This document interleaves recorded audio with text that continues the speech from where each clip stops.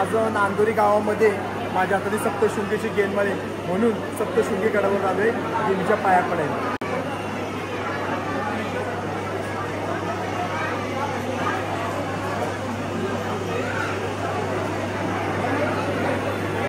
इतकं सुंदर असं दर्शन झालं। आज संध्याकाळी 12 वाजता सप्तशृंगीची गेनमाळे नांदोरी गावामध्ये। तर तुम्हाला पण कार्यक्रम बघायचा असेल तर पुणे कसबा पेठमध्ये नक्की या।